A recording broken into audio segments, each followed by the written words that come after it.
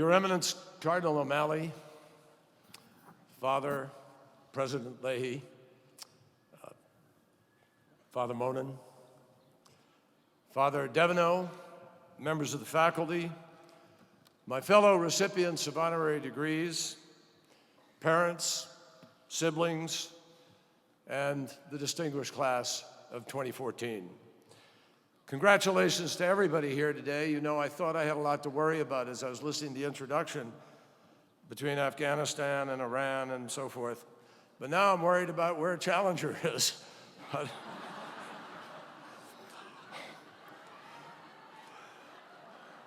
I will leave here knowing that Boston College liberates eagles. It's a great honor to be with you. You all might remember from English class that the great American novelist Thomas Wolfe wrote that you can't go home again. Or maybe you know that quote because it's the same thing that your parents are telling you now. Well, Wolfe had obviously never been to Boston College. It is nice to be off an airplane, but my friends, it is great to be home. I am really happy to be here.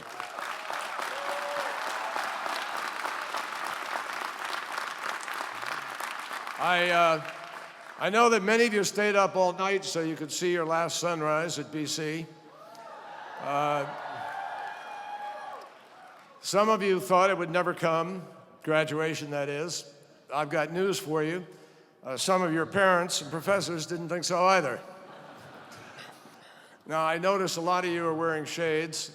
It won't work, folks. I'll still hear you snoring. So, I was on the campus of one of your rivals yesterday in New Haven. And while I let them know that they could be very proud of their title in men's hockey last year, I also had to put it in perspective. Yale is still 4 titles behind BC.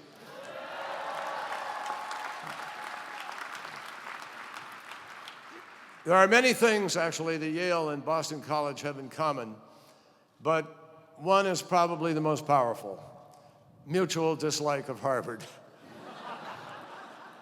Although, to be fair, hundreds of schools don't like Harvard very much. As Secretary of State, I track many factions and rivalries around the world. BC versus Notre Dame is at the top of my list. Of course, there's also Alec Baldwin versus the NYPD, Beyoncé's sister versus Jay-Z, and then there's the rivalry, Red Sox and Yankees. We absolutely love the last 10 years. Yankees won World Series, Red Sox 3. That's my kind of rivalry, folks. Now, BC reminds us today that though rivalries can be overcome, here today you have honored a Holy Cross alumnus, the great Bob Cousy, who, as you heard earlier in his degree presentation, won 117 games at Boston when he was coaching here. 85 years old, and the Celtics could have used him this year. So we have with us today a great legend, but most importantly, an amazing person, an amazing player, and 3 other extraordinary builders of community, all of whom I am very honored to share degrees with today. Their lives and their selfless service are testimony to the fact that Boston College is an amazing place. Over the past years, you have all been blessed to experience a special quality that has always defined BC, the welcoming spirit of this community. That has been a distinguishing characteristic of Boston College since its first days, when it opened its doors to Irish immigrants and Catholics who were barred from other schools. When I came here more than 40 years ago, I want you to know that I felt that welcome firsthand. I had, as you heard, served in war, and when I came home, I worked to end it. It was a turbulent time for our country, for me personally. It It was a time of division and disillusionment. But because of one thoughtful man of conscience, one member of the Boston College community, I found a home right here. Many of you today might not even recognize the name of Father Robert Drinan. He was the dean of the law school and was running for Congress when I first visited him on the campus. And what impressed me most about Father Drinan, whether on Chestnut Hill or Capitol Hill, was that he made no apologies for his deep and abiding Catholic commitment to the weak, the helpless, the downtrodden. If a person is really a Christian, Father Drinan would say, they will be in anguish over global hunger, injustice, over the denial of educational opportunity. In fact, it was Father Drinan who encouraged me to study law at BC, even when it wasn't the obvious path. I had come to law school from a different background than my classmates. I'd served in the Navy, just turned 30, and had a young family. And because of where I'd been and what I'd seen, I came to Boston College with a set of nagging questions. I had confronted my own mortality head-on during the war, where faith was as much a part of my daily life as the battle itself. In fact, I wore my rosary around my neck, hoping for protection. But on closer examination, I realized my wartime relationship with God was really a dependent one, a God, get me through this and I'll be good kind of relationship. And as I became disillusioned with the war, my faith also was put to test. There's something theologians call the problem of evil. It's the difficulty of explaining how terrible and senseless events are in fact part of God's plan. That was a very real test for me. Some of my closest friends were killed. You see things in war that haunt you for the rest of your life. So coming here to BC Law, reading St. Augustine on the problem of evil, or St. Thomas Aquinas on just war, the letters of St. Paul, and thoughts about suffering. This was not an abstract or academic exercise. It was a chance to dig in and really try to understand where and how everything fit, including trying to understand where I fit in. I'm sure a lot of you asked those questions. It was the compassion, listening, and understanding that I experienced at BC that made me feel welcome, taught me literally how to think critically, how to ask the right questions, and reinforced in me a personal sense of direction. It would be years before Pope Francis would talk about the responsibility we all have to reach out to those who stand at the crossroads. I might not have connected the dots at the time, but that is exactly what BC was doing for me and I hope has done for you. The people I met here were putting into action the words of the Jesuit motto that you've heard already today, men and women for others. Every institution has a mission or a motto. That's the easy part. The hard part is ensuring that they're not just words. We have to make sure that even as our world changes rapidly and in so many ways, we can still, each of us, give new meaning to our values. Today, I promise you that is one of the greatest challenges of America's foreign policy. Ensuring that even when it's not popular, even when it's not easy, America still lives up to our ideals and our responsibilities to lead. Never forget that what makes America different from other nations is not a common religion, or a common bloodline, or a common ideology, or a common heritage. What makes us different is that we are united by an uncommon idea that we're all created equal and all endowed with unalienable rights. America is, and I say this without chauvinism or any arrogance whatsoever, but America is not just a country like other countries. America is an idea, and we, all of us, you, get to fill it out over time. So our citizenship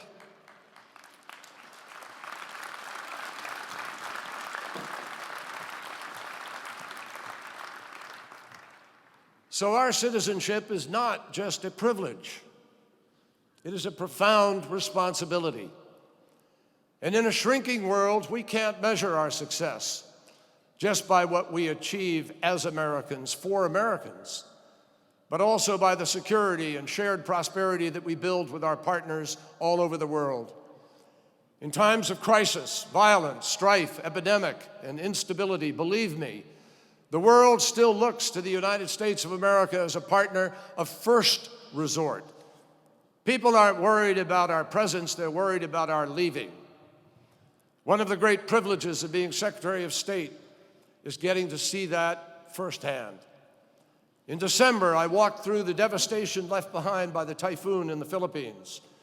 The U.S. military and USAID had arrived on the scene before countries that are much closer than we are. This month in the Democratic Republic of Congo, I saw how the United States is supporting surgeons and Catholic nuns, helping victims of violence and abuse.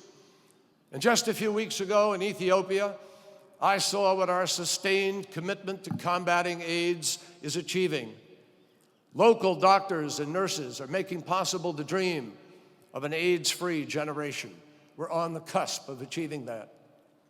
And what we have done to turn back the armies of defeatism and indifference in the fight against AIDS, tuberculosis, malaria, and even polio, this work should give every one of you confidence to confront another cross-border, cross-generational challenge, the challenge of a changing climate. If we're going to live up to our values, this is a test that we have to meet. Now look, I know this is hard because I spent almost 30 years in the United States Senate pushing this issue, trying to get colleagues to move. We got up to maybe 55 votes, couldn't quite get to 60. And I know it's hard to feel the urgency as we sit here on an absolutely beautiful morning in Boston. You might not see climate change as an immediate threat to your job, your community, or your families. But let me tell you, it is. Two major recent reports, one from the UN and one from retired US military leaders, warn us not just of the crippling consequences to come, but that some of them are already here. 97% of the world's scientists tell us this is urgent. Why? Because if crops can't grow, there'll be food insecurity. If there's less water because of longer droughts, if there are stronger and more powerful storms, things will change in a hurry, and they will change for the worse. Climate change is directly related to the potential of greater conflict and greater instability.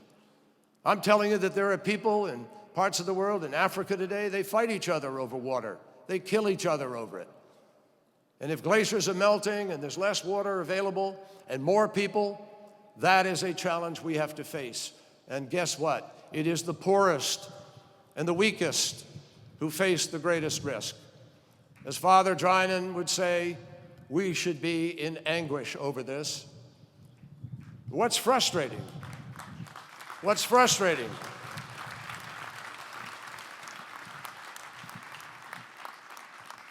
What's frustrating is that this challenge is not without a solution. In fact, not one problem I can think of today that we face in this country is without a solution. It's a question of capacity, willpower. The solution is actually staring us in the face. It is energy policy.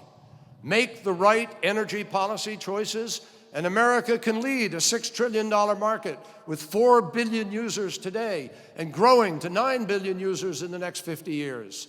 If we make the necessary efforts to address this challenge, and supposing I'm wrong or scientists are wrong, 97% of them all wrong, supposing they are, what's the worst that can happen? We put millions of people to work transitioning our energy, creating new and renewable and alternative. We make life healthier because we have less particulates in the air and cleaner air and more health. We give ourselves greater security through greater energy independence. That's the downside. This is not a matter of politics or partisanship. It's a matter of science and stewardship. And it's not a matter of capacity, it's a matter of willpower. But if we do nothing,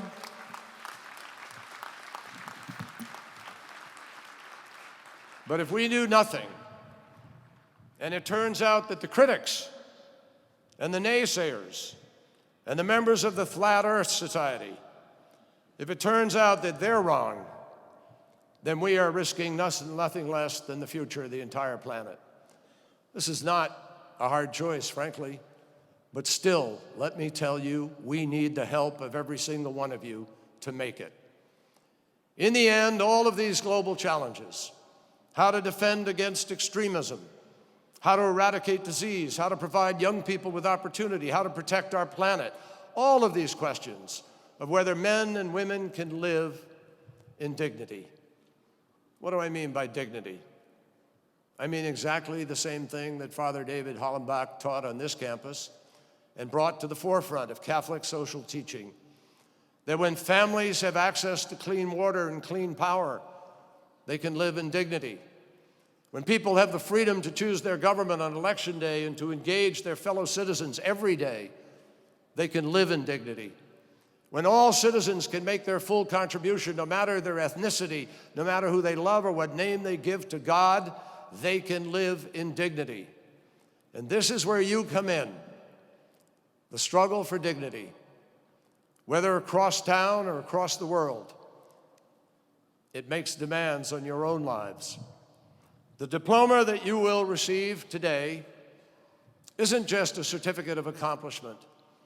It's a charge to keep. It's a powerful challenge to every single one of you because you have already been blessed with a world-class education. And with it comes responsibility. Part of that responsibility is taking to heart the values that you've learned here and sharing them with the world beyond BC. That spirit of service is part of the fabric of this school, just as it is part of the fabric of our nation. I often think of the words of our first Secretary of State, Thomas Jefferson, someone who also founded a prestigious university like yours. Jefferson spoke about the beauty of a simple image, using one candle to light another. And he said that when that happens, both candles gain light, and neither candle loses any. He was talking about the contagious quality of shared knowledge. As heirs to the Jesuit tradition, this is an idea that you know well. 2 centuries before Jefferson, St. Ignatius Loyola always closed his letters with a simple charge, and it's one I pass on to you today. St. Ignatius wrote simply, "Set the world aflame." So graduates of 2014, pass on your light to others. Set the world aflame with your service. Welcome those who are lost. Seek out those at the crossroads. That is how you can fulfill your responsibility as a graduate of this great institution. That is how you can answer the call to be a servant leader. And that is how you can keep faith with and renew the idea of America. And that is how we all live up to our duty as citizens. Congratulations to all of you. Good luck and God bless.